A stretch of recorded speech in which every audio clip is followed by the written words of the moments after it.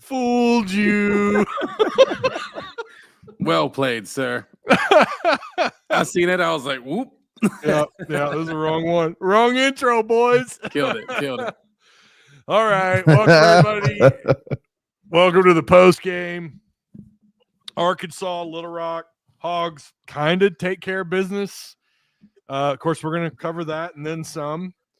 Make sure you guys like, share, subscribe. If you're new to the channel, make sure you definitely hit the subscribe button. Shout out to ASN, Arkansas Sports Network, Facebook. This isn't live over there tonight because we're using a different software or platform, so I'm unable to multi-stream. But shout out to them. Make sure you go like and follow their content. They kind of cover it all. Of course, I'm there posting Razorback football stuff with the lives, and they're keeping up with high school football. Nobody does it better, really, than ASN. Okay. Alongside me, we've got Travis Ford and Tim Neal from the SEC Unleashed podcast, fellas. Thanks for hopping on tonight. I know it's 10:22 on a Friday night. You could be Thanks doing for having something. us. Yeah, I'd just be playing video games. It's all good. Don't lie. He'd be drinking beer and playing video games. Fortnite, right? Yep. Oh, yeah. Nobody wants it with me, bro. Well, for everyone that's here in chat, again, I appreciate all the retweets. Michael Kerper, I see you. Austin, yeah, appreciate you guys. Thanks for retweeting and being in here. All right. First things first, before we get into Arkansas basketball, I know that this is I'm kind of throwing this is a curveball a little bit, but did you see Rhett Lashley got his extension today? Of course he got his extension because we started talking about him. Anything, we can't have good stuff here, dude. You know what I mean? Anytime the Razorback fans start clamoring, they lock him down. Gus Malzahn's done it twice. That's a well-deserved extension. I mean, you have to say. That's fair. Look at SMU this year. I laughed when I got my copy of College Football 2025 from EA, and the very first season in, SMU makes the playoffs, and they make the playoffs for the next 10 years in a row in my dynasty. And I was like, what did Rhett pay them to keep making the playoffs? No kidding, over and over again? Apparently they had it called from the beginning. So they're good on EA College Football 2.5. Although it's a different quarterback, it's Stone, if I remember right. But they're just their defense is good on that game. It's kind of crazy, but yeah, they are a private school, so we don't know the details to the extension. But yeah, man, I'm not sure that it really matters because we know Sam's getting his 6th year. It's just the writing is on the wall. Everyone's reporting that. Local media, some national media reporting it. That he's coming back for a 6th season at Arkansas. So I guess it's kind of whatever. I'm not really that surprised. It'd be nice if SMU was really cool and transparent and would give out some details, but they don't have to, and they won't. Well, I know one of their boosters said that if he leaves, it won't be because of money. So whatever that means to you. Yeah, and listen, there's always the possibility that with the kind of reputation that he has, he was already a well-respected offensive coordinator, and now he's likely leading SMU. Depending on how things play out, they're likely a playoff team.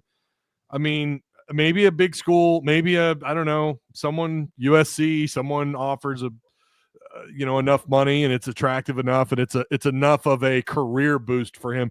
I don't know I don't know that he wants to go to the NFL. I don't know that he wants to leave Texas.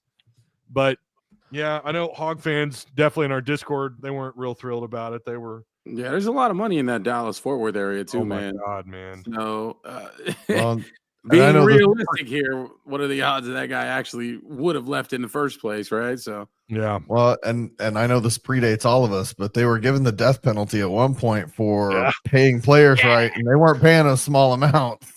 That's right. So now they can pay them legit. There's no reason SMU doesn't come back big. Yeah. I mean, Pony Express, man. Like great ESPN 30 for 30, by the way. So no reason they can't come back to prominence now that they can do what they were already doing to begin with. It's kind of, I mean, they really could. Now that, I know a lot of his first, all 3 years, he's done really well in the portal. It's because their NIL is for real down there. And that's part of it too, right? Like, okay, so what? You're going to offer me maybe $500,000, $2 million more a year. How's your NIL? What's the shape of your NIL in? Because SMU was able to go out and grab. And yeah, some of them are guys that he coached at Miami. Was it when he was a coordinator? But I mean, he's going places. He's going right into the thick of the SEC and nabbing really good players, teams that are, that you wouldn't think would be swinging and missing from the SEC or the ACC or even the Big Ten, and they're going to SMU and not those schools. And now the SMU is obviously in a P4 conference now. Like it gives them even more power, right? Or more chest out, boasting kind of energy in that space. Yeah. They're there and they're winning.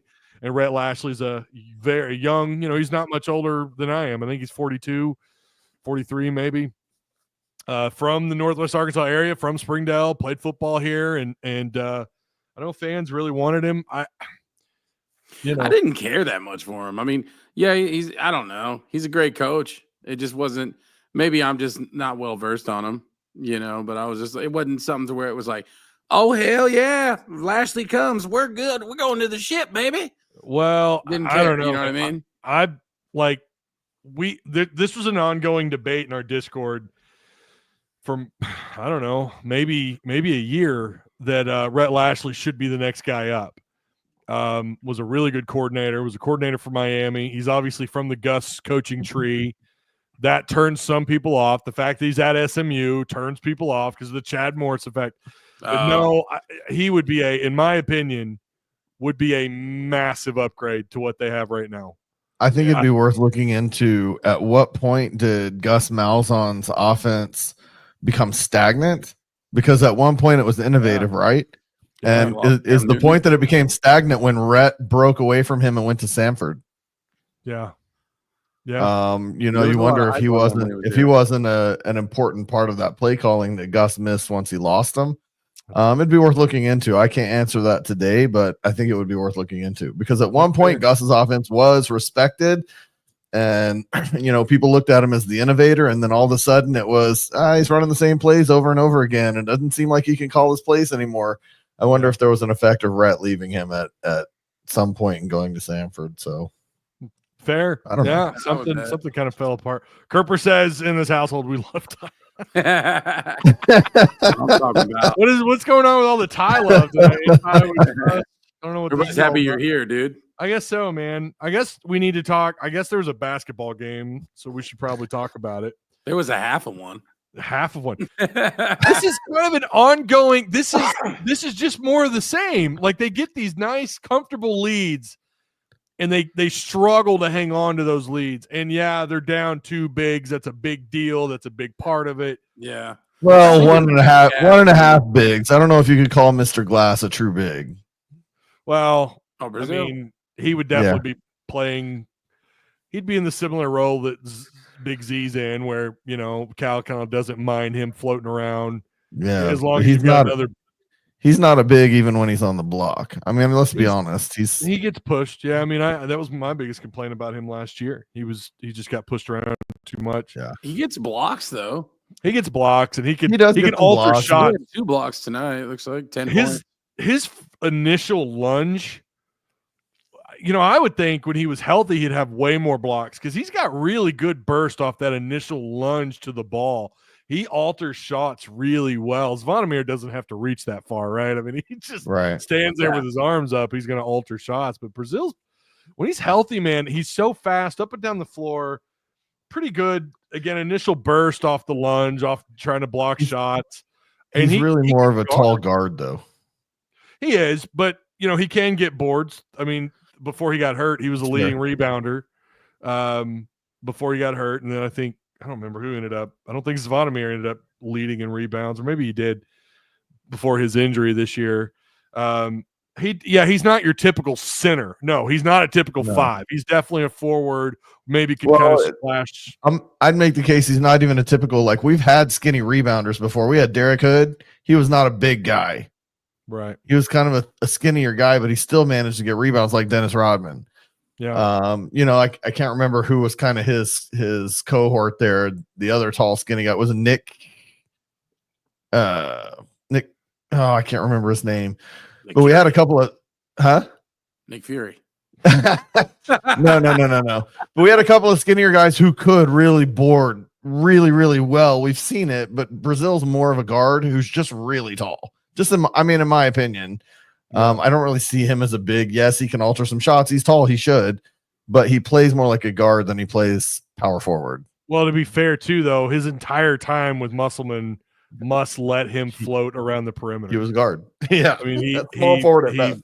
But he never let him, like, it was never a thing about keeping him underneath. And when he did, he got pushed. So, I mean, yeah, to your point, he's a tall guard or a soft, not so physical forward that could play the four, especially if you've got like Zvonimir and him down underneath, but one of those two, apparently just one of them is going to float around the perimeter and they're going to play like a wing or a guard.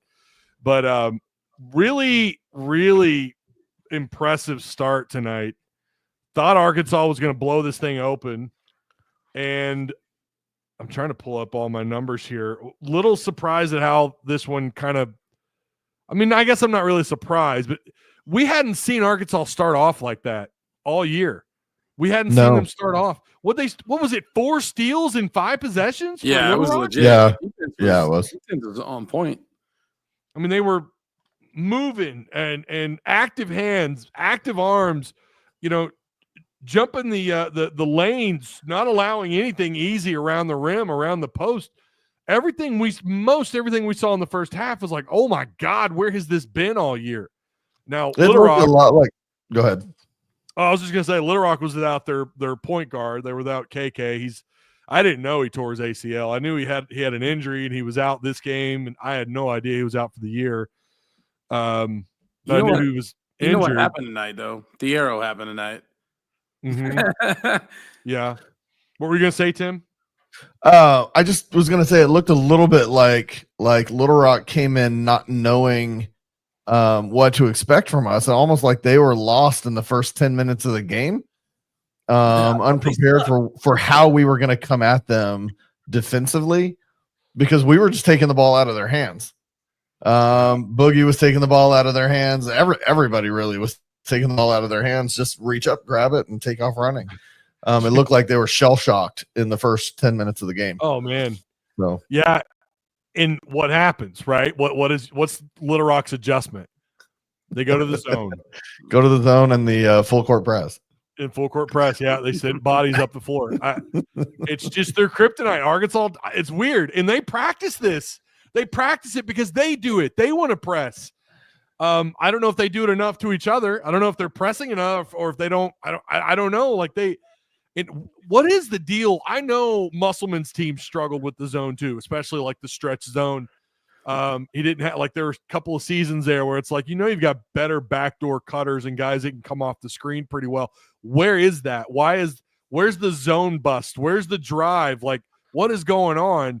And normally it would be someone like JD Note, Mason Jones, who were zone busters, right? They could just drive, they find the gap in the zone, or someone outside, where maybe the zone isn't as strong, where its presence isn't as strong, because there's always a gap somewhere in zone defense. And someone outside's knocking down threes or stretching the floor out, forcing them to either come out of zone, go to man, or maybe play with a little bit more athletic outside zone, allowing more wider, bigger lanes more often down and around the post. I don't know what this team's issue is with the zone. It completely, it's as bad as last year, and that's not a good sign. That's not a good sign, because Musselman's, I seem to remember 2020, even though that team turned the corner and got better, might have even been a tournament team, depending on how that SEC tournament would have turned out. But I remember that team also struggling with the zone. It seemed like as the season went on, I don't remember if somebody got healthy or if it was just someone turned it on at the end of the year, but something changed where they were able to deal with it more. And we've seen Muss do that before here. Cal is now up on deck, or he's now at the plate. It's the same thing. The zone is tough. I know there's plenty of teams that struggle with the zone. But Arkansas, it is like straight up kryptonite. They cannot, it slows them down and takes them out. And the full court press, like you mentioned, Tim, it also slows them down, but it does most teams. But you're supposed to be able to counter it some way, and Arkansas has struggled at that. Time is a flat circle. I mean. I mean, there are two things. I think they brought it up in the broadcast multiple times tonight, talking about the youth, or not the youth, the short bench, only playing 7 players, getting tired. Yeah. That definitely has to be a factor when you're only rotating 7. And then if you look at it, really the youth, you can even look back to Musselman's last team. There was a whole lot of youth. We had like a Fab 5 freshman basically. And this year we've got a lot of youth and a lot of new guys. And I think when you look at that youth, they don't have the experience really to close out games. Whether it's the zone that's affecting them or just the fact that they struggle to close it out.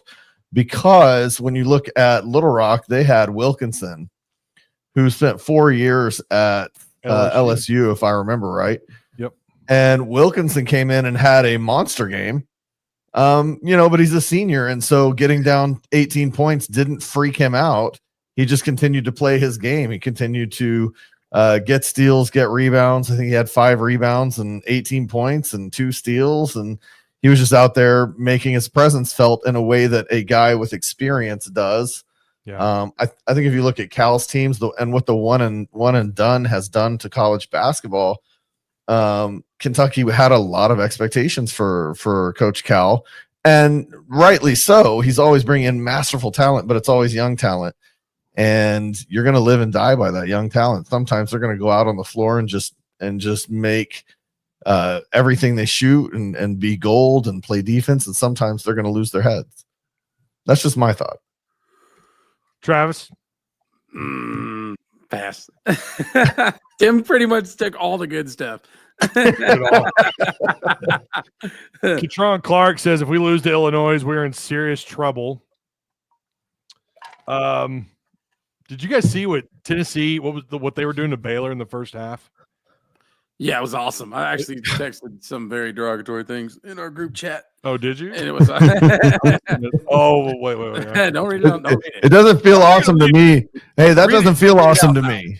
I'm not going to read it on live chat. I just realized that doesn't feel awesome to me because that makes me feel bad about where we are. If we got slaughtered by Baylor and Tennessee took them down handily. Well, they feel good about that. They ended up winning 77-62. So Baylor made it somewhat competitive, apparently. I just Texas. Want to know if John L is still injured. That dude went 1 for 5 tonight. Dude. Well, either that or he's the biggest bust of all time. It might be that. Who? It might be John L. Davis. Yeah. I can't figure out what's going on with this guy. Like I really can't. At this point, I expected a slow build up, right, to him. Like we just start to see it. I know his defense has been pretty on point. I mean, he's been active on the floor. Yeah. I'm trying to see 2 steals, 3 rebounds. He played 20 minutes. You'd hope for more than 2 points. He was 0 for 3 from 3. And honestly, him and Carter Knox really dragged down the 3-point shooting tonight. So when you're trying to bust zones, like you said, if you go 0 for 9 from 2 players, that's 9 shots that didn't bust the zone. Yeah. That kind of hurts. Hopefully the 2 of them are able to pick it up as the season moves along. Because everybody else, Boogie shot 3 for 5, Wagner shot 3 for 6, Big Z 1 for 3, 33% from your center. It's not a bad percentage. I got a little worried after the last game where he hit a couple that he might come out and be like, "Oh, I'm going to shoot 10 threes tonight." A million threes. Yeah. and then you get into that who was the guy we had a couple years ago, the center. Oh, Connor Vanover. You get into that Vanover situation where he's like, "Man, I hit one, I can hit them all." And you're like, "Go get under the basket, dude." But no, Big Z held it back. He's 1 for 3. Our free throw shooting was actually pretty good. So if John L and Carter Knox can get their 3-point shooting in line, I think there's, we'll see what we want to see from them farther into the season. Yeah. Zvonimir tonight, also 2 blocks, a steal, like you said, 3 boards, 10 points, just 3 turnovers. And someone in Discord was complaining about his turnovers. I'm not going to name names here, but you guys know if you start tripping in Discord, I'm going to probably bring it up on the show. I mean, you ought to know. I'm okay with 3 turnovers from a big who's getting way more minutes than he normally would because you're injured with your other 2 guys that would expect for him to come in and rotate with. I'm okay with 3 turnovers. There's probably not a bigger critic of turnovers that does what I do than maybe me. I don't know. I've heard Bo complain about it a little bit on the Chuck and Bo show. I'm not comparing myself to those guys. Those are obviously 2 huge names. I'm just saying I complain a lot about turnovers. I'm not a fan. I hate them. They disgust me. That's why we often talk about the assist to turnover ratio, which is really bad tonight. It was, it was not good. But 3 turnovers, and he's not even the second highest on the turnover ratio tonight. Of course, he didn't have any assists because that's not his game. But Big Z, man, I mean, he's going to make a mistake when he's getting that many minutes. That's going to happen. I think that'll back off too whenever Adu and Brazil get a little bit more healthy. I think they'll spread his minutes. I think that's the only reason he's getting so much time on the floor. Right. Not that he's bad by any means, but he definitely got gassed tonight. Yeah. He's got a longer lasting motor than I thought that he would. When I realized, like, oh man, they're going to be without those 2. Big Z's going to get so many minutes, and it's going to really, really have an effect. I expected him to be in like the 5 to 6 turnover range, to be honest with you. I mean, I really did. Still got 10 points. He is a little loose with his handles. He is because he's 7'2". Like, someone's arguing this like, oh, you haven't watched his handles, have you? I can't help you. Dude, I've watched him all year. I've probably watched more Big Z than you have. Yes, he's 7'2". Name a big that's got good handles. He's on the floor that often, and he's getting the ball. They're giving him the ball, and he's got the ball in his hands every other possession, if not every possession. Of course he's going to rack up more turnovers. You know what his average is on the year, even before the injuries? 3. How many turnovers did he have tonight? 3. So that's the point that I'm making. This dude had 10 points, 2 blocks, a steal, and 3 boards. Yeah, I want those rebounds to climb. He ought to be like 7 to 8 to 9 rebounds at least. Not 3. Yeah, he should. But here we are. It's a strange thing when you've got the rest of your team with 16 turnovers to your 3. So I don't know. And let's be honest, it's hard to complain about 9 of those turnovers coming from Boogie and Thero because they also put up 44 points. Yeah. More than half the points came from Boogie and Thero, and half the turnovers came from them too. Yep. A lot of turnovers. Yeah. I didn't realize Boogie had 4. I was looking at it earlier, and I swear to God, it was like with not that much time to go, and it was at like 2, and then I look up and it was at 4, and I don't know if that was just an update by ESPN or what, but that was a little surprising with 4 turnovers. But with more minutes comes more responsibilities, and it's going to happen. Maybe what we should do is measure Big Z against the new basketball measuring stick. He played more minutes than Bronny James and had fewer turnovers, so he's good. Fewer turnovers and more points. First round draft pick. He's good. Lottery pick. Lakers. I'm letting you know now. Big Z should be your next pick, bro. Big Z's going back to Europe when he's done here. Oh, poor Big Z. Listen, man, I've been impressed with him. I mean, that 6 for 7 outside shooting the other night. He was 1 for 3 tonight. 10 points. I mean, if you're not going to get boards and the blocks and the maybe you can grab a couple more steals or something. If you're going to slack in one department, then it's like, okay, well, maybe he only had 4 or 5 boards, but he had 4 blocks and 16 points, right? And he forced a couple of steals, and instead you got 10 points, 2 blocks and 1 steal with just those 3 rebounds. If you're going to slack in one area, especially when you're that size, you probably need to be up, especially with the minutes you're getting. But that also works against you, like we already pointed out. He was 3 of 5 overall shooting. He didn't take a ton of shots. And I'm with you, Tim. Especially when he made that first 3, I'm always like, oh, here we go. He's going to try and he's going to try to rack them up. That one week when he made like 5 of them, it was kind of awesome. 6 of 7. 6 of 7. He went 6 of 7 with 5 blocks. That's never been done before. I like that Wagner tried to get say going if he stays with stays with Cal, he does the work. He's an easy 15 and 8 guy every night. He's just got some work to do. Yeah, I agree. Appreciate the super chats. We do have, it is a call-in show, by the way. I mean, if anybody wants to call in, maybe tell us what we're missing. Maybe you got a point you want to make. Don't be afraid. We'll be easy on you. We don't bite. This is a fun call in. You're not complaining this time, or you shouldn't be. We won. We're kind of complaining. Yeah. You know, we're just nitpicking right now, I think. Well, it wasn't perfect tonight. I do think when you get a little healthier with Adu and with Brazil, the mistakes will drop. I'm not, good Lord. I sit here and told you guys how I wasn't happy with turnovers. Like I gripe a lot. I'm about to go in on a rant with the turnovers tonight. Just unbelievable. But before we get into those stats, I want to show you guys something. Special shout out. Hang on. Because we got a caller on the line too, so I'll make this quick. But a special shout out to Anthony Healy. I think his wife made this, but I got two of them. Pull this up here. Look at this, boys. Hey. That's awesome. And then on the back, what do you think it says on the back? Who are you gonna get? Oh, you got it. You got it. That means There you go. It was It either had to be one of two things. It had to be who you gonna get, or 3, 2, 1, yo. Yeah. 3, 2, 1, yo, yeah. So, shout out to I Anthony. love it. I've got another shirt apparently coming in. I had another person DM me and they're like, "We're making you a shirt and we're gonna send it to you." So I got another shirt on the way. So I'm about to have 3 awesome Tusk Talk with Ty shirts. I don't have any for sale. There's just so much cost that goes into all that. So I'm real picky about how I do that stuff. I learned a lesson or two from the hats. Hey, I still got outside of here, talk to Travis about dropship.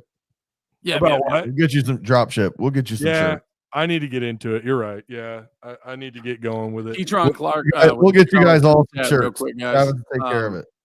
Yeah. Keytron Clark with the $2 super chat said, "Where the heck is Final Four Nelly Davis?" Maybe it's just the name Davis. Maybe he's only good in March. I don't know.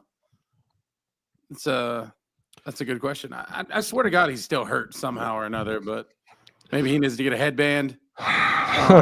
Get a headband on him. His nails.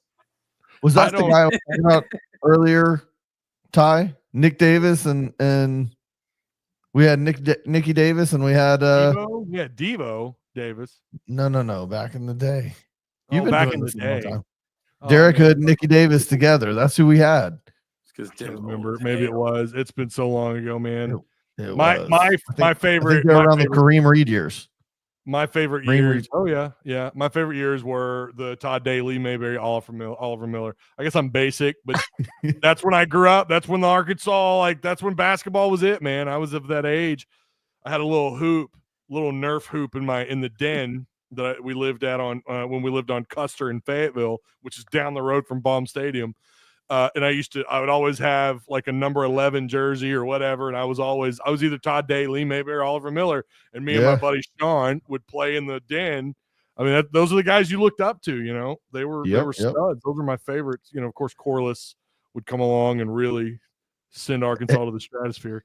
Travis, hey, Matt, I was going to say, hey, Matt, I want to hear Travis go, I'm Travis Ford. We got T-shirts. He's kind of right, dude. We got T-shirts and hats and shoes and we got some T-shirts and hats. And run, Travis, run. I am kind of a jack of all trades. Kind of weird. I like it. We get to do this bad boy here in a minute. Yeah, boy. Both of them. Bring out the Dookie chain too. Are we gonna do two? Two? Yes. Yes. Two. Yeah. I see two, but yeah. It's pretty obvious also. It's clear. Yeah, we're doing two. We're going to do two. I got to do the chain too, actually. What is he doing? Oh, God. I have no chain.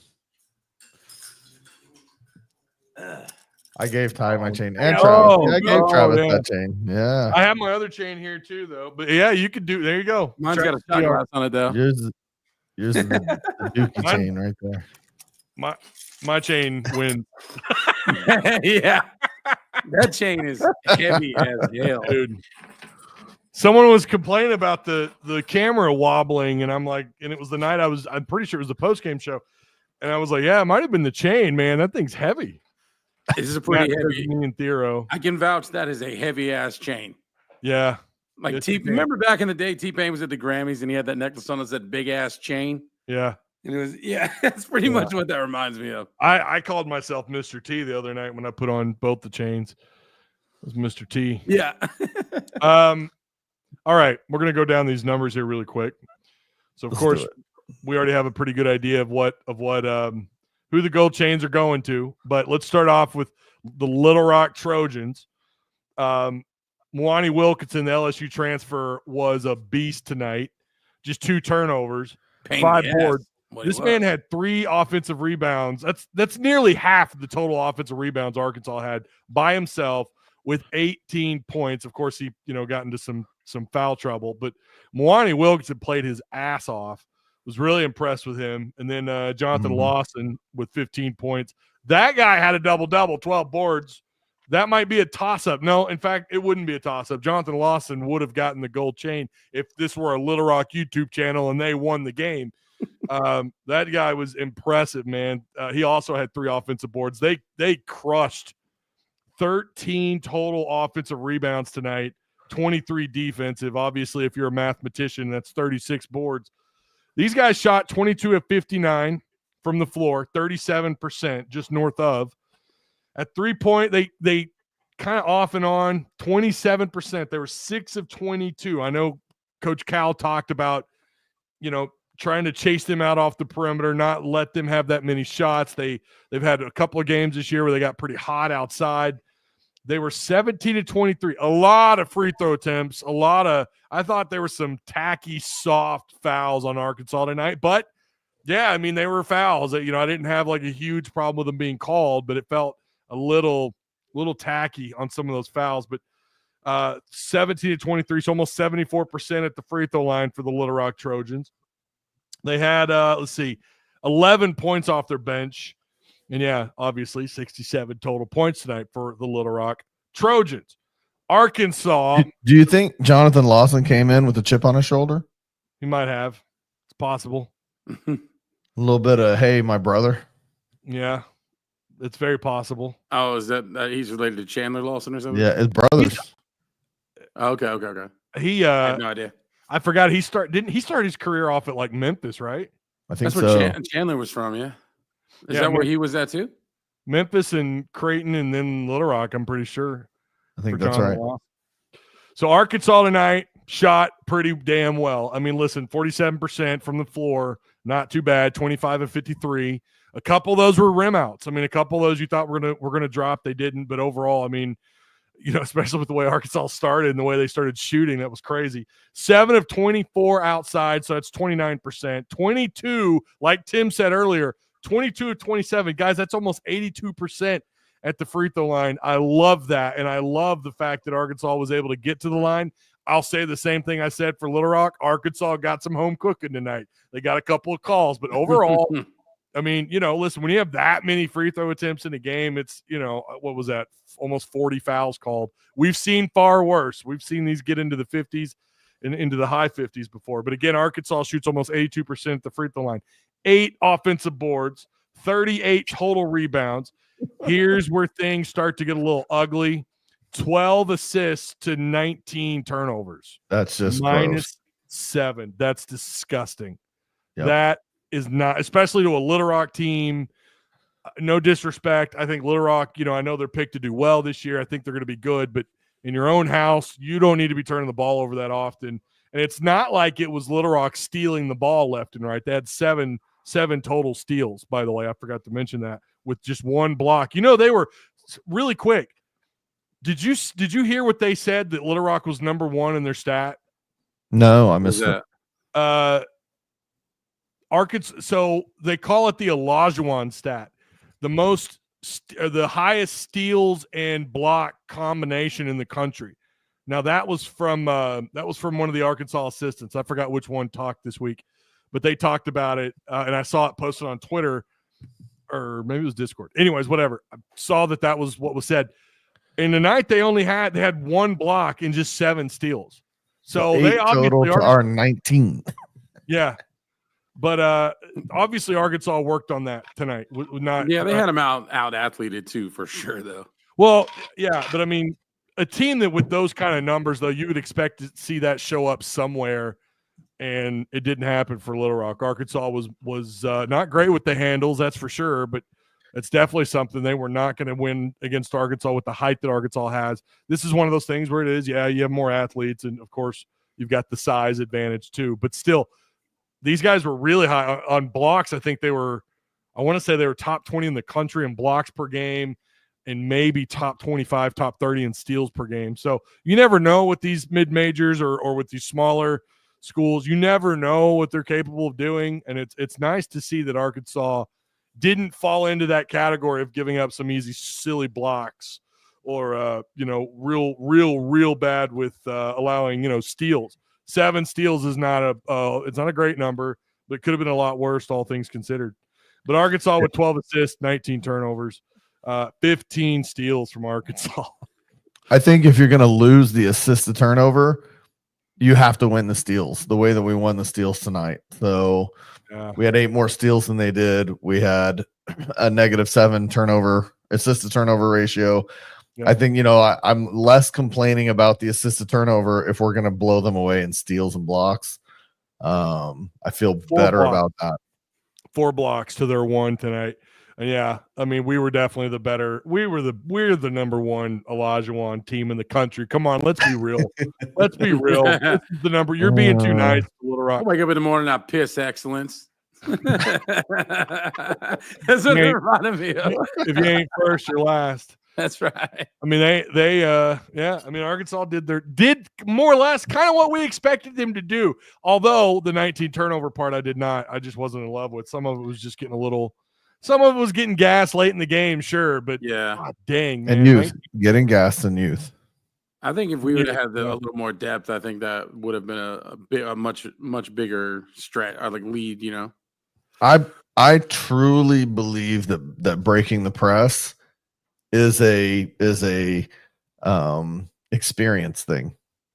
I mean, I know you do it in high school and you do it in junior high, and then you go to college and you should be able to do it. But I really think it's an experience thing. You get a team full of seniors, they're not flustered by a press. You get a team full of freshmen, they're flustered by press. The speed of the game is different from the speed of the game is different, and you've got to adjust to it. I really think that youth factors into not being able to break the press. I think that being tired factors into not shooting out of a zone, shooting the defense to have to get out of the zone. Comes from being tired, because when you start to feel that tiredness, you either don't shoot it strong enough or you force it because you realize I'm shooting short. So then you force it and put too much behind it. That just comes from being tired. I do think when we get our rotation back, and if we can put more experience on the floor, both of those things are going to be improved through the season. I think so too. Yeah. And cohesiveness is still something they're trying to figure out. Even though I thought the first half of this, I thought, they've got it figured out. They're figuring out their 7-man rotation, even though they're down 2 guys. And then as the game went on, you could tell that, I mean, again, 2 guys missing, big deal. I get it, but still, like, I don't know. It's getting a little predictable at this point that they're just going to struggle to hang on to these. They're not beating the shit out of teams like everyone else is doing. And that's what Kentucky fans are rubbing in your face. That's what, you saw what Tennessee did for the most part against a really good team today. You saw what they did. We've seen what other schools have done. They're beating the shit out of these schools. And Arkansas, 79-67 is not bad, but it's like, well, why didn't they win this thing like 90-60 or something? Why is this 79 why are we behind and everyone else is ahead? I would stress, like Tim has said, it's youth and it's down 2 guys. Okay. Here we go. Here's our total numbers here. Zvonimir tonight, 10 points, like we said, 2 blocks, 3 turnovers. Bench him. He shouldn't play another game this year. He had 3 turnovers. Bench him. 0-2 then. Just bench Thero. Yeah, they're all 5 turnovers. That's unacceptable. Damn it. I'm just playing. I'm playing. He knows I'm playing around. I dig in though, man. I keep going. Adouthiro, 23 points, 6 steals, 2 blocks, 8 boards. This man nearly had a triple double if you add those 6 steals in with the 8 boards and the 23 points. And then of course Boogie Flan, 21 points, 7 assists. This guy had, I think it was 5 assists in the first half. I might have seen that wrong. 3 steals. He was incredible. Between him and Adu, 9 turnovers again, not great. But again, you're not too mad about that. 11 points from DJ Wagner, who was 50% outside. You had 12 points between Billy Richmond and Carter Knox. Carter Knox, I'm glad that he got a little bit of time, but 2 of 11 shooting. He did have a couple of offensive boards and four rebounds total, but and 1 turnover with 2 blocks. Not bad, 6 points. But 2 of 11 shooting, not great. However, he was he wasn't good at the free throw line either. 2 of 4. I just realized we have someone on hold. Holy crap! No, you suck, dude. You're good. You suck, dude. You're good. What's up, buddy? You're good. What up, Travis? Love y'all. I just want to come on and talk about Adouthiro because I talk to Travis and Ty sometime on Twitter DM. I'm Drew, by the way. Much love. I love y'all. And Tim, too. I love you. I just want to say Adouthiro is our best athlete. Come on. I want to hear all y'all say that. Yep, I'm saying Come on, Ty. I'm saying it, bro. Come on, Ty. I don't care. Yes, he's a great athlete. The only point that I'm making is that Boogie Flan, when he's on the floor, nobody is faster than him off the dribble. I agree. That's all I'm saying. He is a hell of an athlete too. And when you say Adouthiro by far, I'm just like, well, okay, he is the best athlete on the floor. Yes. By far, I don't know. I like to see more of Boogie, see what he could do. Adouthirio's a freak. I get it. But you're not the only one that DMs. I'm not arguing. Yeah. I love you, Ty. No hate. Hey, to be fair, Ty showed me your text, your DMs, and I was like, well, he's right. He was like, I'm done talking to you. He's like, I'm done talking to you. Don't even come on my show tonight after all. You're out of here. Yeah. No, you guys, I get the DMs. People got, like, I get it, man. I get it. But what you guys don't understand is I get multiple DMs, people coming at me with this. I'm like, I understand. I never said, I was not saying Adouthiro was not a great athlete. Oh my God, he is a freak athlete. I just think Boogie Flan's name is somewhere in there. Boogie Flan's a hell of a player, man. I agree. Very quick up and down the floor. But Adouthiro you're seeing him fly to the rim out of nowhere. I mean, that's crazy. I'm not denying that this man can play. Of course, if you talk to other, Kentucky fans, or they'll have something else to say. But everybody drops a clunker versus these peanut butter posse, keeping it real, I guess. All right. So speaking of, okay, Adouthiro, he's getting this heavy ass gold chain. He is the number he gets the one. big chain. He's getting it. He's getting it. The You DSO nail that damn thing to him, dude. service overhead. Let me talk, damn it. All right. Direct service overhead gold chain post-game player of the night. 23 points. Didn't like the 5 turnovers, but that's okay. 2 blocks, 6 steals, 8 boards, 2 offensive rebounds, 6 defensive boards. This guy was on fire tonight, as he is most nights. He's probably going to get this damn thing a lot between him and Boogie Flan. I'm hoping John L. Davis will be that other guy that gets the chain a little more. But congrats to Adouthiro. He's going to get the gold chain. Travis, it's your turn. Get your chain. Who's it going to be? Oh, my chain? Yeah. Well, I need some liquor in this thing. Sober as a judge, baby. Who gets the gold chain? Oh, I'm going to Boogie. Boogie, baby. Boogie Flan. Absolutely. Yeah. 21 points. I was going to say, I don't have his stats in front of me because I'm looking at you guys, but he kicked some ass. I know I think Thiero only had 2 points less than Thiero, if I'm not mistaken. Yeah, 21. Thiero or Thiero? How do you say his damn name? Thiero. Okay, I've been Thiero. I don't know. There's someone's gonna get after us for that too. Somebody correct me. So 7 assists, 3 steals. Yeah. So Boogie's 21 points, 4 rebounds, 7 assists, 3 steals. We'll forgive him 4 turnovers for the 3 steals and 7 assists. Yeah. All is forgiven. He's fast. He's real fast. He's so quick off the dribble, man. I mean, he is he's got some ups for being a little guy, and he's great awareness on the floor. It's like things happen in slow motion for him. I think he's a hell of an athlete. I think he's a hell of a point guard.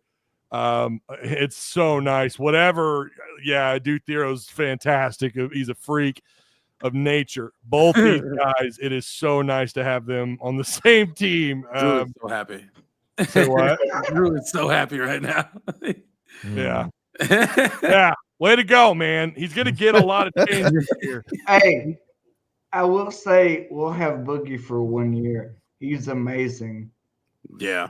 Boogie is outstanding. He's good, man. I some people will complain about, the turnovers tonight, and I get that, but like these two said, you're going to overlook that with 21 points and 7 assists, 4 rebounds, 3 steals. What an evening for him, man. I don't think our offense flows without Boogie. Yeah. It doesn't. No, it doesn't. And the question I was going to ask, can this team get through SEC play? Obviously, you want to be 500. You want to be above 500, get in a good position for the SEC tournament. We don't care about the SEC tournament, but you get what I'm saying. Can they get far through the SEC schedule with Nelly playing the way he's been playing? Is Boogie and Thero and those guys, your other guards, are they enough to overcome? Is that also maybe part of the reason why some of these games should be a blowout and they're not? Because maybe Nelly, great defender, but he's not been good on offense. Do you guys think they can survive and have a winning season in the SEC without him pulling some better numbers? I'll let Tim go first. I think it depends on Idu coming back. Yeah, I do that. I just jump in. No, that's fine. Yeah. I think if Idu comes back, I think if he comes back and makes an impact, yes. Somebody else is going to have to make an impact. I don't think the two of them are enough by themselves. But it doesn't necessarily have to be Nelly. It could be the center. But somebody else is going to have to make an impact in there. Carter Knox, man, if he hits 3 of 6, all of a sudden it's a different game. I'm really curious if Nelly heats up the dynamic between him and Boogie, if it improves quite a bit. Did you imagine both of them just white hot on the damn floor? I think that's what they were expecting. Yeah, I mean, I was worried that Boogie wouldn't even get to play initially whenever they recruited him. When they brought in John L, and I was like, "Ooh, that might be a problem," But Boogie's definitely on there. Yeah, I think that's always been the plan for him and John L to be on the floor. Not sharing, but being on the floor at the same time. I'm not shocked at Nelly's slow start, but I will say that I expected by now a gradual increase in scoring, and we're not seeing that yet. Drew, what do you think, man? Can they survive the SEC without him pulling his weight offensively? Ooh, it's gonna be tough because I believe, like y'all said, y'all was expecting Nelly and Boogie to do the load with the threes and the scoring. And plus Jonas Adu and Brazil is out. So that's a tough load to haul right now. Yeah. Arkansas tonight, 32 points in the bench. Or I'm sorry, in the paint. I'm reading 3 things. 12 points off the bench, 32 points in the paint, 28 points off turnovers tonight. That's actually pretty damn good. Half of those probably came in the first half. It felt like it. Yeah, good Lord. It felt like it. 12 second chance points, which again, that's another number. That's not bad. It's not bad, but would love to see that up. 8 of 11 on layups, 5 of 5 on dunks, 22 fast break points. I think in order for this to work, I do believe Nelly needs to be more involved offensively, but I'm with you guys too. Here, it's going to come down to these guys getting healthy, finding more pieces. It doesn't have to come down to Nelly. The thing is, though, this was high. He was a highly regarded player out of the portal. maybe one of the highest in the country. And I think, I mean, we know Coach Cal more or less built this team around these kind of guards, and Nelly being a big part of that. I don't know, man. I don't know. I mean, this is Little Rock, right? I mean, this is the Trojans without their number one point guard, without KK. I mean, and you struggled there to really build onto this lead, and they made this single digits multiple times. They're able to dig into the lead. I'm going to say that they'll probably still win some games.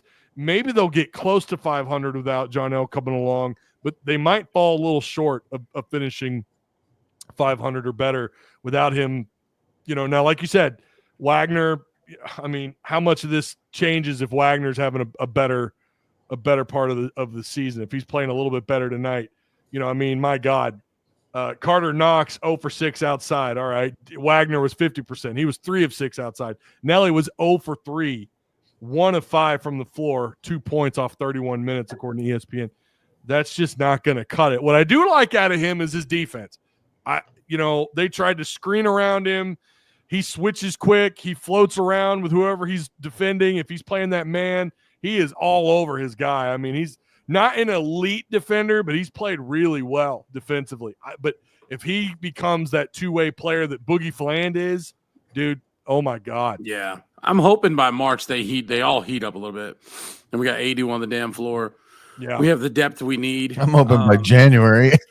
Yeah, I'm thinking a little sooner than March. Did I say March? I meant before March is what I meant to say. Yeah. Hey, I'm gonna get out of here. I appreciate you, man. All right. I love you. I love y'all. Much love. Appreciate it, buddy. you, man. We'll brag on your See you, dude buddy. there, all right? much love, fellas. Oh man, I love that he got on here to give you hell after doing the DMs today. I love that he jumped on here to give you hell he too. was the one that was messaging you because he was messaging me too. Yeah. Like, say Well, it. he's not the only one. Someone else was like, "You need to get off your Adu Thero hate wagon." And I was like, "What? Hate What the wagon. hell are you talking about? I don't hate it. Guys drinking the haterade. Well, I love you've been Thero, talking man. shit about him all week, so Nelly can't just be a role player if we want to be anywhere close to the Elite Eight without him being a primary guy. They built this team around these guards. I agree with that. I mean, Nelly's got to come along. Now, again, like I was saying a minute ago, there are other options. Wagner was 40%. I mean, that's not great, but it's not bad. He was 50% outside. He even contributed to the rebounds. He had 3 steals with an assist and 11 points. He quietly had a pretty good game. Maybe he'll come along. We know he's certainly capable. So I don't know, but man, Nelly again was that guy that was touted and feels like he has paid a ton of money, ton of upside. Yeah, a lot of money, a lot of money. He does get a lot of rebounds. Who? He's talking about Nelly. I don't know who we lost on that one. No, in super chat or in chat.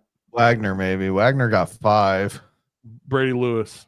Actually, Richmond had 6 rebounds. 6.6 rebounds. Quiet. Maybe talking about Boogie. We were talking about Boogie at that point. Well, no, we were talking about Nelly. Oh yeah. Yeah. He had 3. He had 3 rebounds, but he had just the 2 points. Yeah, Thero led in boards with 8 rebounds. Billy Richmond, Billy quietly had a pretty good night. I mean, really, Yeah. I don't know. I think about As a role player, 6.6 boards. That's pretty solid. An assist. I mean, it's no not turnovers. it's not knocking it out of the park, but it's a very solid game for a role player. I mean, Absolutely. 0 turnovers, dude. Like, that's the stuff that gains you minutes. Like, that's what gets you minutes. If you're careful with the ball, and Richmond's got a lot of promise, and man, he's like a surge of energy. He's more like a tall guard than, or maybe like a short forward. I think they kind of like him to rotate between the 3 and the 4 a little bit. But 2 of 2 at the free throw line. I think overall in the year he's been pretty good at the free throw line, if I'm not mistaken. I like his energy too, man. 60%.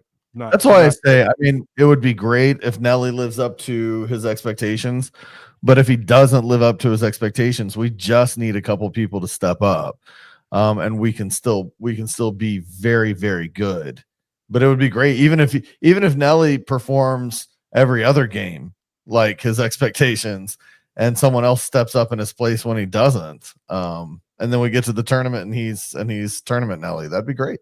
It would be wonderful. You know what's frustrating? I'm reading these comments and we're not ready for SEC. We're not a good team, blah, blah, blah. Dude, if we were kicking these people's asses every game and we were winning by 20, everybody would go, nah, well, they suck, though. They're not that good of a team. You know what I mean? So I'm going to catch it either way. I'm just saying, they'd be like, well, these teams are just small. Yeah, they're not good teams. Well, for sure they'd be saying that. I'd rather them have to fight through it a little bit now than later. Yeah. Because, if we're doing this in SEC play, we're in trouble for real. Yeah, you're not wrong. If they don't clean it up a little bit before then, I just realized. Oh wait, never mind. I thought I closed something out there. If people are going to be. You're always going to have that section of fans who are never satisfied, right? I mean, those people are going to always exist. I do think there's a legitimate complaint though with this team, and Theo Mugabeyer, I'm sorry if I'm butchering that name. This team is actually not good enough at the moment. That's fair. Probably fair. Yeah. Because if they started SEC play tomorrow or whatever next week, I don't know. And we're not that far from SEC play. I mean, we're really not. You've got Maryland Eastern Shore on Monday, short turnaround here. Just a couple nights of rest. Illinois on the 28th. At Miami on December 3rd, and then UTSA, you get a little breather there on December 7th. 3 days later, you've got Michigan, UCA, and Little Rock on the 14th. You get a 7-day break, North Carolina 8. Okay, so there's a couple more games than I thought. You got Oakland on Monday, December 30th, and then you're at Tennessee. You're not that far away from January 4th. But if they started next weekend, dude, I don't know that I would like their odds of coming out of the month of November and December in good shape. No, they're not ready. I think we'll learn a lot from the Illinois game, and we'll learn a lot more from the Michigan game.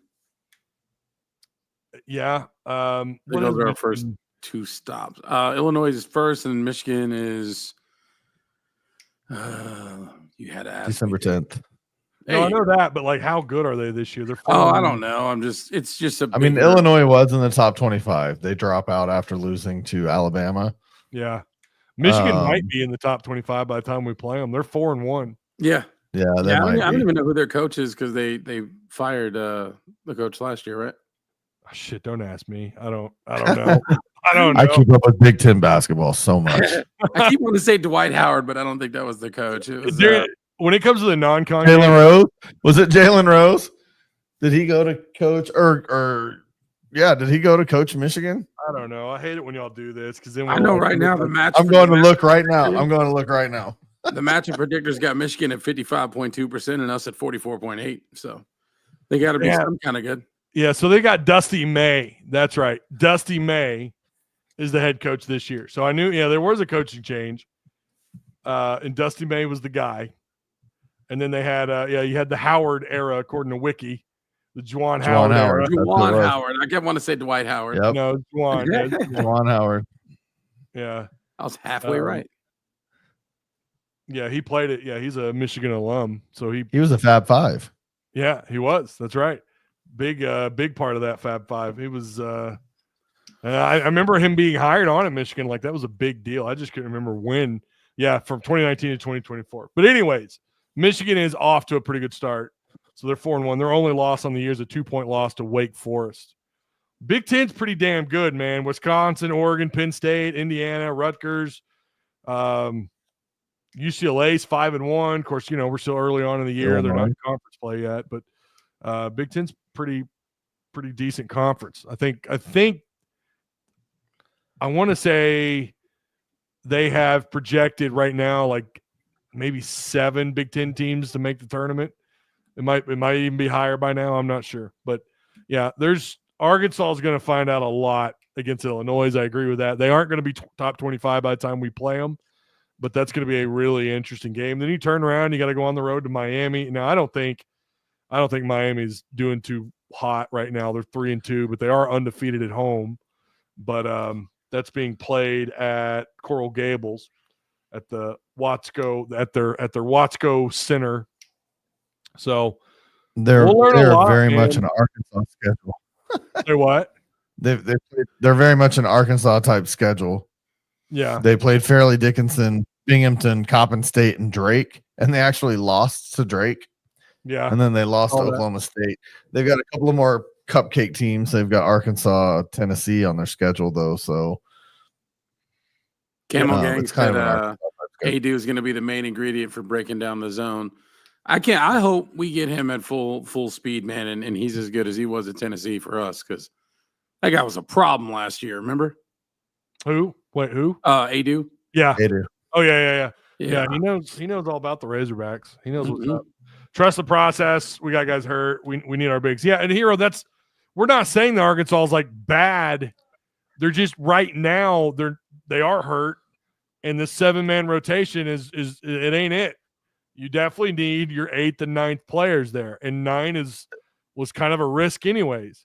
I was going to say, it makes you wonder. Well, especially when your big is one of the when your main big is one of the guys that's hurt.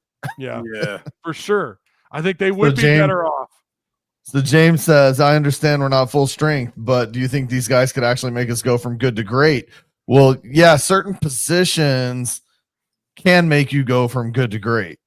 You know, if you don't have your center and you suddenly get your center, that makes a difference. I mean, it makes a big difference. One player can tip the scales.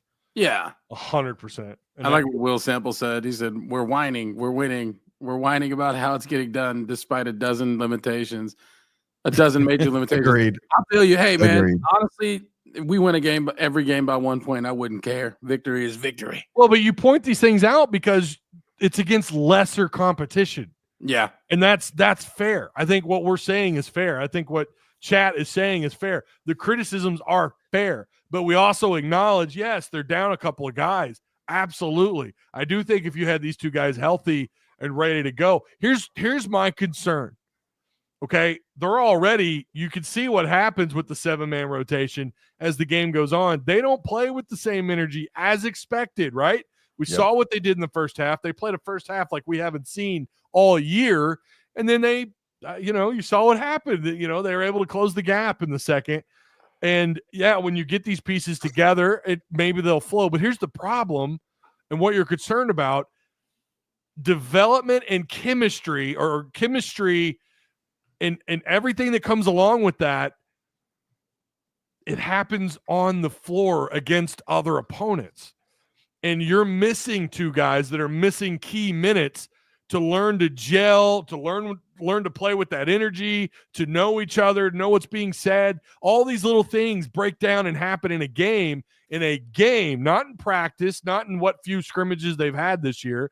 It happens in the game. Cal's talked about that before, and that's fair and it's true. And they're missing out on that. Now, short term, maybe this doesn't mean a damn thing, and these two come back, and by God, we're I don't know, we finish with a couple games above 500 in the SEC by the time it's all said and done. I don't know. But what I do know is all the years I've watched college ball, I've heard multiple coaches say this: when you've got guys missing games, those are key moments of chemistry, just the actual development and everything that goes into all that.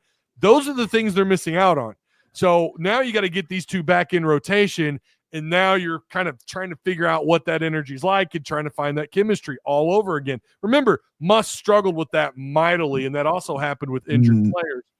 So nothing broke us worse than Nick Smith coming back in February. Oh God, chemistry was out the window when he came back. Case in point, right there, and even Brazil. Yeah. I mean, and Brazil too. That's the point that I think we're trying to make here: is that this is the concern. They're having these problems now, and oh, by the way, you're going to have to feng shui these other two guys in, assuming they're good to go by SEC play or whatever. I think they will. It could cause some problems, and then you wonder, what happens in the locker room? Is this going to be a domino effect where, well, now they're not winning, and now the attitudes are changing in the locker room? This has happened before, and it's happened here. It's happened at other schools. It could be a domino effect where one thing affects the other. I think that's far ahead, and that's kind of reaching at this point. Let's just get these two guys back. Let's get them healthy, and let's develop that chemistry against opponents, not practice. We're talking about practice. Talking about practice. Talking about practice, yo? Not in practice. But Not on the game. Yeah, not the game. We talking about practice. We talking about practice. In the game. And I'm not saying, again, I'm not pulling the Allen Iverson, one of my favorite non-Celtics of all time. I'm not saying his attitude towards practice was correct. No, it was not. Of course you need to get it done in practice, but the actual development and the chemistry happens on the floor against another team, against an opponent. That's what they're missing out on. That's the concern that I have. And I think you two share that. So, we'll see. That's all we could say. I'm not shitting on their win. A win is a win. By God, you're on a 3-game win streak against Troy, Pacific, and Little Rock. Awesome. Let's see if they can carry that against Illinois and Miami and Michigan. Let's see how they square up then if they're still missing these pieces. Or if they get these guys back, do they find it? Do they get it together just like that? And if they do, oh my God. I just need them to gel by February 1st at 8 p.m. Right? I'm just saying. I'm gonna Travis already placed his bets. Oh yeah. I got that game circled. We got to kick their ass, dude. We have to. Are we doing a companion for that? Absolutely. Yeah. The question is, are we doing one for Illinois? I think we should. What's the date on that? 28th. Yeah, November 28th. Is it Thanksgiving? No. Oh, sweet. Yeah, we're good. Yeah, it is. It is. Yeah, it's the CBS Thanksgiving game. Oh, yeah. 28. It's that last Thursday. Don't tell him that. That'll be the reason he can't do it. Yeah, I doubt it. You know what's funny is I might actually be able to do it because I think we're doing Thanksgiving like the weekend after. So I'm probably going to be available. I'll probably even do a post game for all you hippies. You'll be done with your turkey by the time that game is over. We're doing it. That's fair. All right, fine. No excuses. Hey, what time is that game? Is it at night? No, it's 3 p.m. Oh, perfect. Yeah, just run my whole day. Let's do it. Okay, maybe Michigan is the first game companion. Can we set that December 10th? I think we Can we should. say December 10th is the first game companion? Wait, who? Michigan. Okay, so you don't want to do Illinois? No. Travis won't be able to. Y'all trying to get me killed, man. What about that's fair. What about I'm just kidding. I'm giving you shit. What about December 3rd at Miami? Yeah, that's fine. I'm good with that too. It's 6 or 6:30 on a Tuesday. So I know your weeks can be a little crazy. I get it, man. Y'all are busy. Y'all are busy mofos. No, I can figure out either or both of those days if we need to. Yeah. All right. You guys join us. You guys join us for Game Companion. You know how much fun it is to watch a game with us and not listen to the commentators on the TV. Oh my God. Especially if it's Jimmy Dykes. You know it will be. Oh God. Oh my God. Every time. Back when I was a coach. Yeah. Oh goodness. Well, currently when I was a former Razorback star. Currently Neighbors is making him look like Nick never actually got off the bench, but I was a former Razorback star. Yeah. Oh, Neighbors. Don't even get me started on Neighbors. So big. Well, whatever works. We need to do it. Hold hands when they go out to eat. Yeah, I don't know. Maybe something. Okay. That is oh no. Spares Jimmy Duke. Oh, Jimmy sucks. Every time I see his name, I'm like, I used to not mind him, but the last several years, it's just been, oh God. No offense, he does know ball, but he's just, I don't know. It was just the funniest thing to me the other night. He was on there and he was like, Arkansas just hasn't practiced against the zone. Yeah. You were a coach. Have you ever practiced your team and not practiced against a zone and a man in the same practice? Like, I played basketball. We practiced against both every practice. And he said that on TV. He's like, Arkansas just hasn't practiced against the zone. That's the most ignorant statement I ever heard. I heard him talk about the lack of scrimmaging, and that is fair. They didn't scrimmage a whole lot. And that's, that's not wrong. But, yeah, when you have the best players, it's on the coach, man. Yeah. It's a Kentucky fan for you right there. I'm not saying you're entirely wrong, Peanut Butter Posse, but it's not as if they're healthy. They are missing pieces, and I think that is important to point out.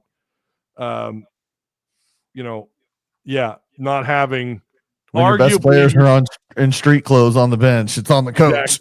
Exactly. Well, one of them for sure. I was gonna say, is Adu our best player? You think though? Well, best I don't know big. if he's the best, but he's the best big true. for sure. Yeah, he's the best big. He'll be your guy floating around the rim, not out. Pierre was the best player. Not out in the 3-point line. Yeah, not trying to knock down threes. But I was proud that we didn't see that a lot from Big Z. Like you pointed out earlier, he was only 1 for 3. It wasn't 1 for 7. 1 for 6, 1 for 7. Connor Vanover, pay attention. I know. that guy works at a car dealership now for sure. All right, that's gonna do it. That's it. We're done. Game's over. Travis gonna get you in trouble tonight. Absolutely. Yeah, Adu is Naismith again, dude. God, it's like the point just right over his head. Wow. Golly, dude, this is why we question Kentucky basketball fans' collective IQ. This is why we question it. It's literally, hey, he's the best big on our team. Oh, so you're saying he's National Player of the Year? Yeah, that's what it said. Yeah, he is. Lottery pick. He's number 1 pick. Huh? Number one pick for sure. At work and pulling up before you. Are you wanting to call in? I figured his phone was dead. I'm not gonna lie. Is he wanting to call in? I hope so. Looks like it. I mean, Do it, Brim. I got a few more minutes. It's not like I got to get up too early. Brim, there's the link if you're wanting to. I don't have any. All I got to do tomorrow is go to the game. That's it. Yeah, that's not till. I have nothing to do. It's not till 3. Brim, you can just put on there. Tell me you're stupid without telling me you're stupid. I'm a Kentucky fan. Bad coach, trust me. Oh my God, what did he do? Well, most bad coaches get in the Hall of Fame. He's right. I agree, 100%. It's almost like we don't realize we have our 3rd Hall of Fame coach in school history at the University of Arkansas. Brim, set this Kentucky fan right. This man. I'm not going to waste my oxygen on the Kentucky fan. It's always good when Brim calls in. I love it. But do what I always do. I'll talk about Arkansas athletics, pay attention to Arkansas stuff, and pay no mind to what Kentucky does. For the most part, I check the scores, and that's it. I don't be in their chats talking about, your team, you're starting good, but you're going to finish horrible. I'm not doing all that crap. I'm going to let them do that. They're emphasizing on that because they had Cal for 15 years. They don't have them no more. They got what they wanted. So enjoy that and get off our NUTS for real. Keep it moving, homie. Keep it pushing. Like, good grief.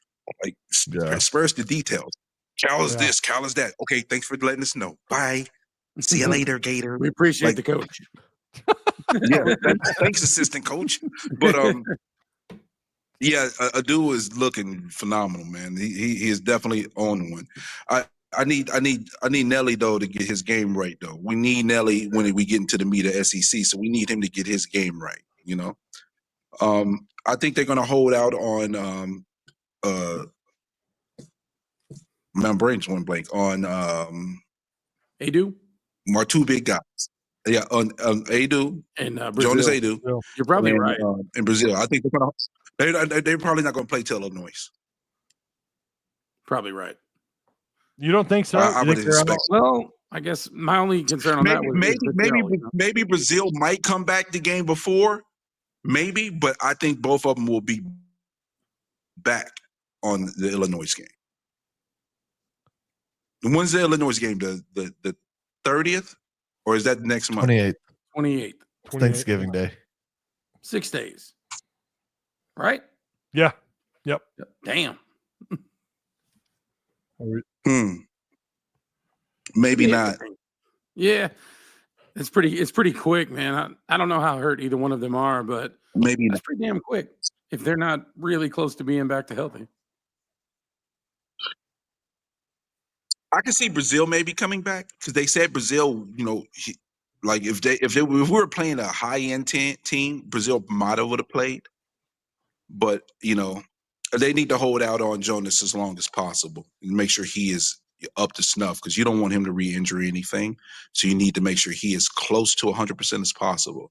So What if they is got to his wait till actual after Illinois, injury? so be it. You know what I mean? Yeah, I agree with you. Do you guys know what Because his they're going to injury need him is? in SEC play. Yeah. Travis, I think you need a button over there for every time He someone didn't really says Brazil that says they call me Mr. It's Glass. definitely a leg injury, though. Okay. It's definitely got something to do with his legs. Because he wasn't able to jump worth a flip when I saw him on the court. I'm like, geez, he can't even jump. He's got two, right? He's got the knee and the ankle. Good God. So he got a knee and ankle? Yeah, let him sit as long as he wants to. Yeah. And he might be over the knee. Maybe it's the ankle, or it might be the other way around. The ankle, then the knee. I'm not sure, but I think those are the two most Are recent. you guys excited about this really tough football game tomorrow? Dude, it could be tough. No.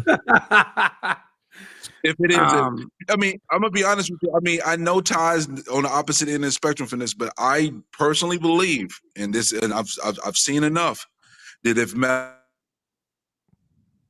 was our quarterback the whole year, our record would be better than it is right now.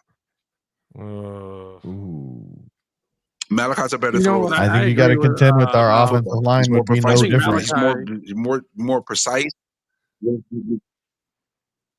Oh, he must. Yeah, but a quarterback can make your offensive line look worse. He runs backwards. He goes to the right all the time, which effectively kills off half of the field when he's trying to throw the football as well. So if you and I noticed it with Singleton, he steps into the pocket. You know, so if he does get sacked, it's a 1 or 2 yard sack. When TG gets sacked, it's 10 yards, 9 yards, 8 yards. And I believe that Singleton having a better awareness in the pocket will make the offensive line look better. Also, him throwing the ball quicker will make the offensive line look better overall. You got to remember, these last 2 games, we scored 10 points the last 2 games. Each of the last 2 games. All these yards that we're getting, 30 to 30, we're fine. But when we get inside the 30, points on. Taylor Green can move the ball, but he doesn't close it. He doesn't close it out. I think Singleton. The one big win we got, faster. he didn't score that one. You know, I can't hear you, Travis. What did you say? Exactly, which will make the offensive line look better. I said I think Malachi makes decisions faster than Green does. I think he makes faster reads. Here's, my thing with him. Number one, he doesn't have the deep ball game that Green does. He just doesn't. Green's speciality is rolling out of the pocket and throwing that ball on a dime, and they've been dropped. The drop rate with this team was incredible for the first 5 games of the year. I think it was mostly Broden dropping the damn. Well, it wasn't just Broden, but it was mostly Broden. Offensive line has him running for his life, and I've sat down and counted how long he's had the ball. It's like 1 Mississippi, 2 Mississippi. He's got to roll, or he's got to make a decision with the ball. However, and I've also been very critical of Green. He runs Brim's right. He runs right into defenders. He does it all the time. He fumbles the damn ball too much. And when he's like, he rolls out to the right every time. So if there's anything going on the left side of the field, he's not going to be able to throw the ball cross himself to effectively make plays on the opposite end of the field because he always rolls to the right. And yes, he does have a better deep ball than Malachi. But the thing is, we have a good receiving core on the low. If you take away Broden's mistakes and his errors of being able to consistently catch the ball, if you look at Tesla, all those, get them the ball quickly, and then they can be able to make things happen on their own. The problem is when TG throws the ball to them, he's not anticipating, and then when they're catching the ball, there's not a lot of yak involved because of his placement of the ball as well. I believe Malachi's placement of the ball will result in more yak for the receivers as well. So yes, long ball is great, but I need a quarterback can get the ball to the receivers quickly and let them be able to make moves and create plays and be able to get the yards after the catch. And I believe that Malachi would put those receivers in a better position for yak than what TG has done. Because TG, even though that interception we put on Broden, if Broden had caught that ball, he was going to get drilled by 3 defenders. He would have he might have not held on to that ball anyway because he was going to get drilled. And that's one of the issues is ball placement by TG sometimes puts players in a position where it can be very precarious for them. He almost got Armstrong killed in front of the season. I remember what you're talking about. Yeah, I think there's definitely a chicken and the egg thing here, whether it's offensive line or the quarterback or which one makes the other look better. I don't see us making any kind of change the rest of this season. I don't know what you guys think, but I don't see us making a change. But I do think there should be an interesting quarterback battle in the spring for Malachi and an opportunity to prove it. I haven't been to a single practice. I know Ty has. And from what he said, it sounds like Malachi hasn't done it in practice to earn that trust. But maybe because he has done some good things in games. So there should be an interesting battle for quarterback in the spring. I think we lose one of them. Yeah, if they both come back. I mean, I've probably been too hard on Malachi when I talk about practice. He had one really bad week. I mean, he threw a couple of picks in a close scrimmage, and then the rest of the week he was throwing picks. His passes were off. He was getting his receivers killed. I mean, it was, I say killed. They couldn't tackle him to the ground, but there was definitely some heavy contact. Green looked the part, but I also said from the get-go, Green was the guy because that was Bobby's guy. Malachi never took reps with the ones. And if they both come back, I'm with you guys. I'm with Brim on this. I want to see an actual quarterback battle in the offseason, not this, holding the hand of Taylon Green. But to go back on what we're saying about Taylon Green and Malachi, I think they both offer something different than the other. In some way, they kind of complement each other in some ways. Green, I don't know. I'm going to say Green's probably faster, but I don't know. You do have the 11th total offense in the country. And before we bring up strength of schedule, it's not like we're the only team that's played a shitty non-con schedule. So the fact that they have, guys, they're averaging almost 460 yards of offense a game. The scoring has been the problem. Without a doubt, they're not finishing off drives. That's got to be the thing they get, that's got to be the thing they work on in the offseason. And I think they'll get there. Travis is always giggling. What? I was looking at Brim. Look at his face, man. Okay. It comes through. That's the one thing I hear from you is you're giggling. My bad. But no, the numbers are not that bad when you're looking at total offense. And by the way, if we're going to talk about, well, they're not doing it in conference play, dude, they had 433 total yards of offense against Tennessee. 675. I know it's Mississippi State, but no one else has had that kind of offense and that kind of production at Mississippi State with 58 points, almost 700 yards. They did have almost 500 yards of offense, and yeah, Malachi was a big part of that.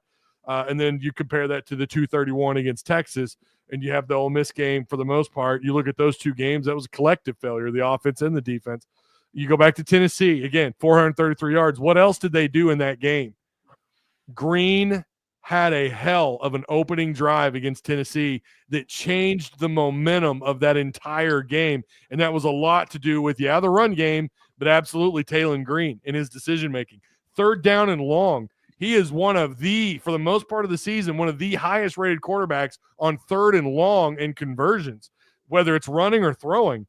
Malachi, I don't think is doing that. I just don't think he is. However, Malachi does other things really well. I agree about the short or quick release. He's got a quicker windup. Won't have to though, Ty, because Malachi will move the ball and but you've get only into the seen end that zone. I believe if Malachi was our quarterback, we would be. But you've I only just seen believe that if Malachi was our quarterback, we would be finishing off drive. Bro, what was the score when Malachi checked in against Ole Miss? And what were those players doing? What was Ole Miss players doing on the sidelines? They weren't taking that game serious. Go back and watch it. I watched it twice. They're tackling him high. They're goofing around on the sidelines. They were not playing with the same level of intensity that they were at the beginning of that game. We've all watched enough football to know when there's a big lead, well, guess what? That team with the big lead is not taking the game as serious. Yes, they had starters still in the game. Everyone loves to bring that up. Watch how they were trying to tackle that man. Okay? And again, I'm not saying Malachi. Ty, is that a big enough reason for us to keep TG as a starting quarterback? Is that a big enough reason? Is that a big enough reason? Do you have a large enough look good against? Hold on. You don't have the same sample size that Green has. Green has taken way more snaps this year. And not only that, he looked the part through practice. I don't blame them for starting him and playing him when you look the part in practice. I understand he's not finishing drives. It's not just on him. And I'm telling you, if Malachi was out there, he would have the same issues. Yeah, he might get the ball out a little bit quicker, but you know what else he does? He forces the ball. He turns the ball over with INTs, man. I saw it. Would they be better? I have no idea. I don't think so. I think does? the record. Who does? I think Who the does? record. What? He's saying Malachi turns the ball over with interceptions in I practice. said, who does? In practice. He did it Not in games. Well, because he doesn't have that many snaps. You're comparing how many snaps does he have compared to Green on the year? I'm just saying the grass is always greener on the other side, right? I mean, it's always quarterback number 2 is always the most popular guy on the team when things aren't going right. I agree that Green has made mistakes. They've struggled finishing off drives. I just don't know that I believe you have more wins because Malachi's out there. You're also not taking into account the receivers dropping balls, the defense not holding up their end of the bargain, the issues we've had on special teams over the years that continue to plague this team this year. You know, I mean, there's other variables in that equation if we're talking about how many more wins you have and losses depending on who's at quarterback. I don't think you have more wins with Malachi. However, let's see them have an actual quarterback competition in the offseason. It wouldn't shock me at all if they both stayed and Malachi won that job. It wouldn't shock me because I like Malachi. I've said since the get-go I like that dude. When he signed, I said I like this dude. He is the quarterback of the future. Of course, the portal, I should have taken into account the portal, but that's what I want to see. At this point in the year, to say that they would have more wins with Malachi, you're doing that with a sample size of this with Malachi and a sample size of this with Green. It's just it's so easy to be on that side of things when we haven't seen equal amount of snaps or throws, you know, equal time against teams when they're actually playing the game and not goofing off on the sidelines and trying to tackle that dude up high. Man, go back and watch that game. He looked good. To do it though, Todd. They ain't giving him a chance. They're not giving him a chance to. They're sticking because he's not quarterback one. with Green, even though Green is.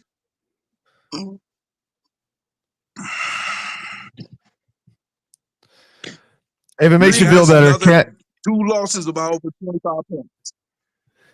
If it makes you feel any better, Brim, Camo agrees with you. He says Malachi would have better first and second down success, so he wouldn't have the third and long to deal with. Green's good for about a pick a game, so we'll see what happens tomorrow.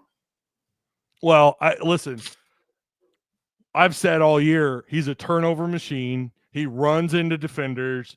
He's not, when that pocket collapses, he panics. He doesn't know what he's doing when that pocket collapses. I've been a big critic of Green's, but I also acknowledge he's also made some incredible plays. I mean, he's extended drives. His third down completion rating was insane the first 7 or 8 games of this year. You were one of the top third down offenses. Wasn't because of the run game on third and long. It's because of Green and what his ability to do with his feet and his arm. He's been banged up this year too. That's something else we have to account for. I don't know if you have more wins with Malachi. It might be about the same. Maybe it's better. I don't know. We're not looking enough at play calling at times. I think this offense, the play calling has been questionable. We're not giving fault to the defense who has collapsed in some of these games, giving up these long drives or quick drives. Offense not, the ability to not respond has been a problem. Again, my thing is, I don't know about this year. It's already done. We're arguing about dust in the wind at this point. I want to see what they do in the offseason. I want a real quarterback battle. That's what I want to see. These last 2 games, listen, if he plays like shit tomorrow, I said this when they came out of their bye week. If he plays like shit again, he does not need to start the following week. You need to play Malachi. I've said that. I'm on record as saying that. The same thing against Louisiana Tech. If he looks like shit, I want to see Malachi against Mizzou. I want to see what he can do. But he's going to have the same struggles with, of course, I don't know what Broden does. You never know. But offensive line's going to get that man. He's going to be hurting. He's going to get put on the field a lot. And guess what? Against Ole Miss, he was sacked. He was hit. He was hurried. Not as often as Green was. And he responded pretty well. It's not to say that Malachi had it easy when he went out there and played against Ole Miss. I'm not making that claim at all. But again, if you go back and watch him, in the way that defense was playing, it was not the same Ole Miss defense in the first half. Not even close. But give me a real quarterback battle in the offseason. That's what I want to see. I want to see someone actually earn that position because I don't know if Green really earned that position or if it was more that he was just Bobby's guy. I'm not trying to hate on Green. I think that's in Bobby's mind, that was always going to be his guy was Green. He was going to be quarterback 1. I agree. I don't think he gave him a chance at all. I don't think he did. And that's the issue. Because you got all these other teams. You got teams like, last year, Alabama, they put Milroe on the bench. Texas put Quinn Ewers on the bench at one point in time. But we don't have enough gall and enough intestinal fortitude or nuts to do make a move like that. We're scary. I think it's what I was just gonna say. I think it's weird to me that people get upset or defensive when we say, why not bench Green and let Malachi if Green's having if he's unable to complete a drive, if he can't, complete a drive, if he's struggling, if he's throwing off, if he's turning the ball over, what is wrong with putting in, even if it's just a warning shot to Green, like, look, dude, pull your head out of your ass or this guy's going to take your job. I don't see what's wrong with that. Earlier in the year. Say what? I think they did that earlier in the year. They did it for one drive. Yeah. Yeah, the thing is, though, they tried to mask it as something else. Another thing, too. Yeah. Again, I like TG. I do. But when I see him with his head down and all that, I don't see that from Malachi. I don't get that energy from him. I get that Baker Mayfield gunslinger attitude from him. But when things get rough for TG kind of sometimes tucks his tail between his legs, man. And this is our leader. He's good off the field. Like, they talk about the camaraderie that he has with the players on his offensive line, and I agree with that. But I want to see him step up in these, and it's not to say that he always does that he's always got his head down or whatever. I know he's had his moments where he's tried to lead his guys, but I think he knows he's playing with a pretty loose leash, and he kind of plays like it sometimes, and that leash needs to be tightened a little bit. You did it once earlier in the year, and I agreed, and I called it when I saw it. I said that was definitely a moment, a shot fired across the bow for him to get his act right. And to be honest with you, while we're sitting here shitting on Green, I'm not trying to. He has gotten better. His numbers, I pay attention to him every week. Patreon members know this because I'm sharing all this information with them. His clean pocket number has come up. It's climbed a lot. His under pressure used to be like 32%. It's up to almost 45% under pressure. His blitzed pressure or his blitzed completion numbers are up. They were like 35%. They're up to 53%. They are climbing. He is getting better. We are seeing progress, which is why I don't know that benching him would do anything, as far as what the production is on the field. I don't know. Maybe it does. I don't know. But he is getting gradually better, and that's what Bobby does. That's what Bobby does with his quarterbacks. That's why the guy still has it. I'll say it one last time. Let's see this battle, assuming you can get Malachi to come back or Green, whatever happens. Let's see a battle in the offseason. Let's give these two a fair shot, and let's see what happens when the dust settles. I don't think they do that. I really don't, but I want to see that if they're going to bring them both back. I got a question for you before I pill out. Go ahead. When it comes to upside and maximum ability, who do you feel has a bigger upside, Taylor Green or Malachi Singleton? That's a tough question. Singleton. I would probably say Malachi. But, Green has these moments that are just insane. Very Matt Jones-like. The problem is Matt Jones knew what lane to run through. Matt Jones knew where to go with the ball. Matt Jones had a stellar offensive line. He had a far better offensive line. That is also fair. But he didn't have the skill position guys around him. I mean, he really didn't, that was always the issue, is they never had the rest of that team built around him. It's tough to compare to anybody, but Green has these plays in him that's like, dude, you don't see other quarterbacks making these kind of runs, these kind of throws. It's like 3rd and long for the first 7 games of the year. It was like, who cares? We're going to convert on 3rd and long. Mm-hmm. The problem was they weren't going to score. And they're scoring 24 points a game, I think, roughly in SEC play. That number's not good enough. And you're going to always look at the quarterback like, what are you doing wrong? I think it's a combination of everything. I don't think it's just Green. I think sometimes Green catches too much heat. And then sometimes not enough. But I do think Malachi has the higher upside. But I don't know. It's tough to say. We don't have a large enough sample size. What I'm going to hate to see is him going to the portal and him do this elsewhere. That's what's going to suck, because I think that's where I like TG, but but Malachi is our guy. That's my issue. That's our guy. He chose us from Jump Street coming out of high school. That's our guy. Yeah. That's the part of my issue. That's our guy. I want him to be my starting quarterback next year. I like TG, but I don't want him to be my starting quarterback next year. I see his maximum capabilities. I think I've seen the best of what TG has to offer. I have not seen that from Singleton. I believe Singleton literally is Baker Mayfield at Oklahoma, waiting to play. I don't know if I'm going to compare him to the greatest walk-on of all time. I don't know that I'm doing that just yet. I see similarities in the game. I know what you're saying, and they're similar in stature and everything. That's I don't know. I think Malachi has less bad habits to break because they're not created yet. Well, they're not. Yeah, we haven't seen them. We don't know what they really are. That's fair. Also, I just know that they're having to, with Green running his own show, or at Boise State and things like that. He's doing a lot of what he did here. So I just wonder how much of that, I think they even mentioned changing his throwing motion a little bit. It's like you're having to retrain this kid how to throw, and then he's, you know what I mean? Yeah, that's not good when he's your starting quarterback. This far into the game, what is he, a junior? Wait, who? Yeah, Green. Green's he's a junior. Yeah. You kind of are who you are.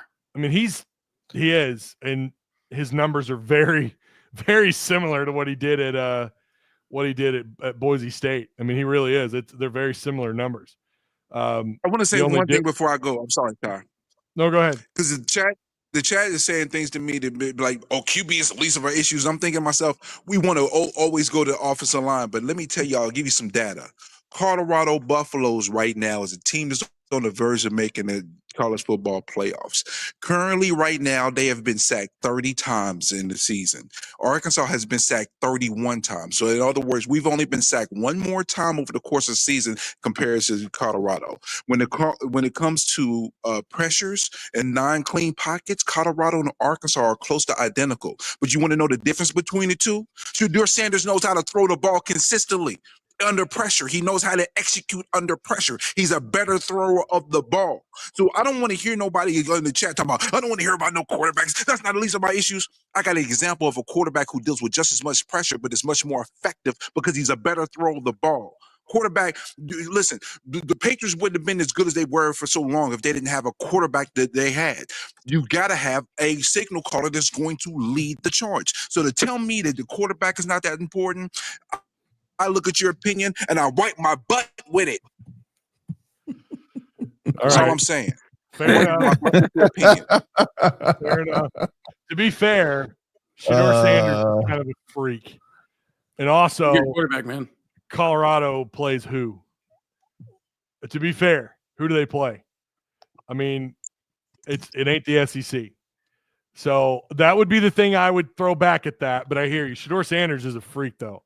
And he is pressured a lot. I don't know how much Colorado you've watched. I've watched him a little bit. He is pressured a lot. I mean, arguably, how good would Taylon Green be throwing to Travis Hunter? I mean, just for sake of argument, the best player in college football is his receiver, his leading receiver by a lot. Yeah. Just saying. There's not a better athlete in college football than who Shedeur Sanders is throwing to. Andrew Armstrong's pretty good, though. I mean, I'm not saying he's that dude. The Heisman, there's so many worthy Heisman players. There's no two-way players, just Travis Hunter, and he's still got almost 1,000 yards receiving, and he's playing both ways. Dude. And almost 10 he's got 9 touchdowns and 900 yards receiving. Yeah, and Augustiv's running the ball for him, too. How do you like that? Former Razorback running the ball. Guys averaged almost 5 yards a carry. I didn't know he went there. Augustive went to Colorado. Sure did. Kiss my ass. Damn it. Yeah. I was thinking the other day about him. I was like, I wonder where he ended up. Yep, Augusta. Yeah. They've had several. I was sad when he left, dude. They've had several former Razorbacks go there. The defensive Miles Fletcher went there. Georgia Tech. So Usher went there. Who was we had a deal. Defender go there. Yeah. Jordan Dominic went there. Jordan Dominic. Yeah, Jordan Dominic went. Yeah. Yeah, that's right. Snagged a few people from us. Yeah, they've gotten a few, at least 2 or 3 for sure. All right, I don't know if Brim pieced out or He's frozen. Brim, you're frozen, bro. We've got a Walt Disney. You know what I'm frozen. There you go. There you go. I'm frozen. Reception is trash. I'm sorry. But listen, I appreciate you gentlemen as always. Listen, let's hope we Let's hope get a nice blowout tomorrow. I don't know. I mean, I'm not excited. I'm just here so I won't get fined. You know? Damn it. I love Skip Marshawn Boyle. Lynch. I love Marshawn Lynch. Thank you for that. All right, man. Take it easy, Brim. See you, man. Yeah, I didn't think we would curve into football that much tonight, but here we are, and I'm here for it though. I can always talk a little football. Listen, I definitely I heard what he said. I heard what you said, but I'm gonna say it. You can step outside of the Arkansas Razorbacks. Step outside of the Razorbacks and look at football. Just football. A really good offensive line can make a really average quarterback look great. You have seen it in the past in the NFL. You've seen it in college. Yep. A really great quarterback can look really average with a trash offensive line. I want to see a quarterback battle between Green and Malachi, but more than anything, I want to see the offensive line addressed so there's no excuse for Green and Malachi. exactly. I want no excuses. Give them an offensive line and give them a quarterback battle, and let's be a real football team. Exactly. I mean, even Pittman has addressed the offensive line. I mean, say what you want about him, but I mean, he Blue will. light special. Say what? Blue light special. On the Blue Light Special on national television. I couldn't believe it. I could not believe it. The more I thought about that, I was like, you gotta be kidding me. But he's not wrong.